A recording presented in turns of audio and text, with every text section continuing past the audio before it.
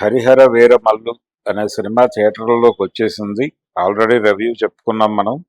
అయితే ఈ సినిమా కలెక్షన్స్‌కి సంబంధించి రకరకాల ప్రిడిక్షన్స్ వేశారు. 50 కోట్లు దగ్గర నుంచి మొదలుపెట్టి 100 కోట్ల వరకు డే 1 కలెక్షన్స్ రీచ్ అయిపోతాయి అనేటువంటి ప్రిడిక్షన్స్ మీద కథ నడిచింది. కానీ ఆ పరిస్థితి కనిపించడం లేదు. రేపటి నుంచి థియేటర్లు ఖాళీ అయిపోయే వాతావరణమే ఉంది సినిమాకి. అంటే టాక్ అలా స్ప్రెడ్ అవుతోంది. అయితే ప్రీమియర్స్కి మాత్రం విపరీతంగా జనాలు చాలా థియేటర్స్ అంటే ఎక్కడ షో వేసినా చాలా వేగంగా టికెట్లు అమ్ముడుపోవడం కనిపించింది. దీనికి కారణం ఏంటంటే పవన్ కళ్యాణ్ ఇమేజ్, ఆ ఇమేజ్ చాలా కాలంగా ఆయన సినిమాల్లో కనిపించకపోవడం. దీంతో ఎట్టి పరిస్థితుల్లోనూ ఈ సినిమా చూడాలి అనేటువంటి ఆకలితో అభిమానులు ఉండటంతో థియేటర్లకి పోటెత్తారు. వాళ్ళని థియేటర్లకి పోటెత్తించింది పవన్ కళ్యాణ్. పవన్ కళ్యాణ్ గారు నిర్వహించినటువంటి ప్రమోషనల్ యాక్టివిటీ, ఆయన ప్రెస్ మీట్ పెట్టారు, అలాగే ప్రీ రిలీజ్ ఈవెంట్లో పాల్గొని ప్రసంగించారు. అలాగే దాదాపుగా అన్ని శాటిలైట్ ఛానల్స్కి ఆయన ఎక్స్క్లూజివ్గా షర్ట్ మార్చుకుంటూ బైట్లు ఇచ్చారు, చిన్న సైజు ఇంటర్వ్యూలు ఇచ్చారు. అంటే చాలాసేపు నిలబడి ఉన్నాడు ఆయన. అలా నిలబడి ఆయన ఇచ్చినటువంటి ఇంటర్వ్యూస్, అలాగే ఆయన వ్యక్తం చేసినటువంటి భావాలు, ఆయన పెట్టినటువంటి ప్రెస్ మీటు, ఆయన పాల్గొన్నటువంటి ప్రీ రిలీజ్ ఈవెంట్లో ఆయన మాట్లాడింది, అలాగే వైజాగ్లో ఇంకో ప్రీ రిలీజ్ ఈవెంట్ చేశారు, దాని ప్రభావం, అక్కడ మాట్లాడటం, ఆయన గురువులకు సన్మానం చేయటం, ఇవన్నీ కలగలిసి అభిమానుల్లో ఒక ఇమేజ్ క్రియేట్ చేసినాయి. అంటే ఆల్రెడీ వాళ్ళ సినిమా చూడటానికి ప్రిపేర్ అయి ఉన్నారు. అంటే 24వ తారీఖు morning show, very morning show 7:30 show నుంచి థియేటర్ల దగ్గర మోహరించాలి అని అభిమానులందరూ ఒక నిర్ణయం తీసుకున్న టైంలో ఈ ప్రమోషనల్ యాక్టివిటీ, పవన్ కళ్యాణ్ ఇంత యాక్టివ్గా పార్టిసిపేట్ చేయటం తాలూకా ఎఫెక్ట్ ప్రీమియర్స్ మీదకి దూకేశారు. ఈ టికెట్లు బుక్ అయి ఉండగానే ప్రీమియర్స్ మీదకి దూకగానే ఎక్కడ థియేటర్ ఓపెన్ చేస్తే అక్కడ ఫుల్ అయిపోతూ వచ్చింది. చాలా చోట్ల అభిమానులు తోటి అభిమానుల కోసం అన్నట్టుగా ఒక్కొక్కళ్ళు 20 టికెట్లు అలా తీసేసుకుని హోల్డ్ చేసి పెట్టుకున్నారు. కొన్ని చోట్ల ఆ టికెట్లు తీసుకునేవాళ్ళు లేక వదిలేయాల్సి వచ్చింది, అది వేరు సంగతి. కానీ వసూళ్ళు అయితే బీభత్సమైనటువంటి వసూళ్లు సాధించగలిగింది. 700 రూపాయలకి తెలంగాణలో, హైదరాబాద్లో 708 రూపాయలుగా టికెట్ నడిచింది అన్ని థియేటర్స్. ఇది దాదాపు షో వేసిన ప్రతి థియేటరు మెజారిటీ ఫుల్ అయిందంటే భారీ ఎత్తున డబ్బులు ఈ ప్రీమియర్స్ నుంచి బయర్స్కి వచ్చేసినట్టుగా భావించాల్సి ఉంటుంది. తద్వారా కొంత సెటరైట్ అయిపోయారు. టాక్ స్ప్రెడ్ అయితే దెబ్బ అయిపోయేది సినిమా. ఇప్పుడు మార్నింగ్ షో నుంచి గనక మొదలైతే, ప్రీమియర్స్ లేకుండా మొదలై ఉంటే కనుక కొంచెం కష్టాల్లోకి వెళ్ళి ఉండేవారేమో. కానీ ప్రీమియర్స్ గట్టెక్కించింది బయర్స్ని అని చెప్పుకోవచ్చు. ఇది ఒక రకంగా ఫ్యాన్స్ని లూటీ చేయటంగా భావించవచ్చు, ఫ్యాన్స్ని దోపిడీ చేయటంగా భావించవచ్చు. ఎవరైతే పవన్ కళ్యాణ్ మీద అభిమానంతో ఉన్నారో వాళ్ళందరినీ కోసుకు తినేశారు నిర్మోహమాటంగా.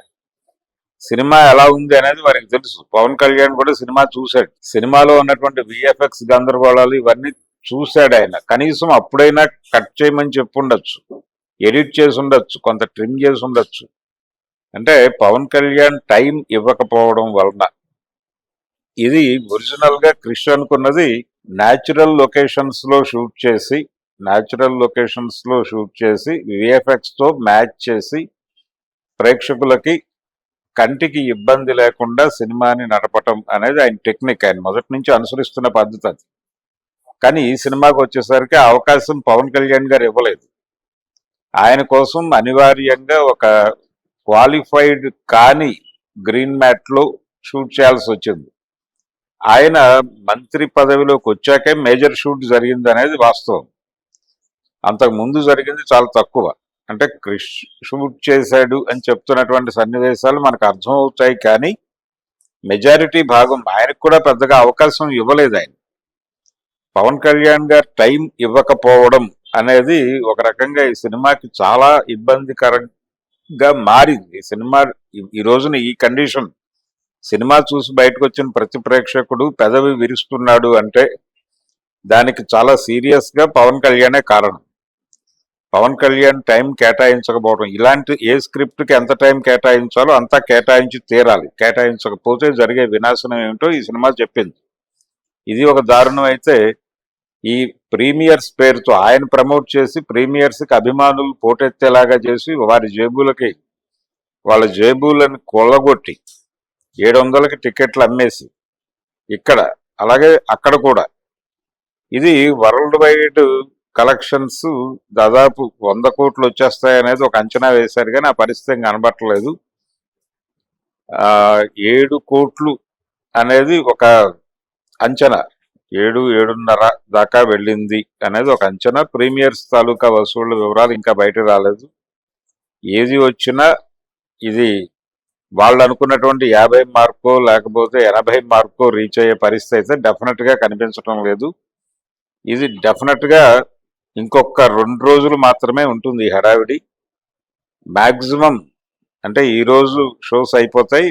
రేపు అంటే ఏదైతే సినిమాకి ప్రధానమైనటువంటి డే శుక్రవారం అంటారు, ఫ్రైడే అనేది మూవీకి సెలబ్రేటివ్ డే. ఈ ఫ్రైడే, సాటర్డే, సండే కొంతమేరకు 50% ఆక్యుపెన్సీతో నడవచ్చు, కానీ మండే నుంచి సినిమా కష్టం అనేటువంటి పరిస్థితికి వచ్చేసింది. అంటే వేరే చోట చూద్దాం అనేటువంటి, వేరే ఆల్టర్నేటివ్ ప్లాట్ఫామ్ మీద చూద్దామని ఆడియన్స్ నెమ్మదిగా ఫిక్స్ అవడం మొదలైపోయింది ఆల్రెడీ. ఈరోజు ఉదయం నుంచే బుక్ మై షో కావచ్చు, ఇతర యాప్స్ కావచ్చు, అక్కడ హడావిడి తగ్గుతూ వస్తోంది. ఈ తగ్గుతూ వస్తోందంటే నెమ్మదిగా ప్రేక్షకులు ఇంకో ప్లాట్ఫామ్ మీద చూడటానికి ఫిక్స్ అవుతున్నారనేది సూచిక. అందుకని ఈ సినిమా మండే నుంచి థియేటర్లో సస్టైన్ అవటం కష్టంగా మారింది. టోటల్గా సినిమా ఫ్లాప్ అయిందని చెప్పుకోవడానికి పెద్దగా మొహమాట పడాల్సినటువంటి అవసరమేం లేదు.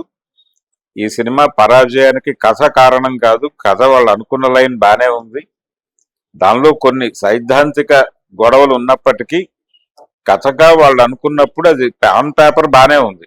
కొంచెం ఎంతూజియాస్టిక్ గాను అలాగే జనాల్ని కన్విన్స్ చేసే పద్ధతిలోనే ఉంది. కాకపోతే దానికి కేటాయించాల్సినంత టైం హీరో గారు కేటాయించకపోవడం వలన వాళ్ళు షూట్ చేయాలనుకున్న పద్ధతిలో షూట్ చేయలేక, థియేట్రికల్ ఎక్స్పీరియన్స్ కలిగించలేక, ఇలా రకరకాలుగా సినిమా తడబాట్లకు గురై దెబ్బతినటం అనేది చాలా స్పష్టంగా కనిపిస్తుంది. అలాగే ఇందులో కొన్ని సన్నివేశాలు కొంతమంది వేలు పెట్టి రాసినటువంటి సందర్భం ఉంది.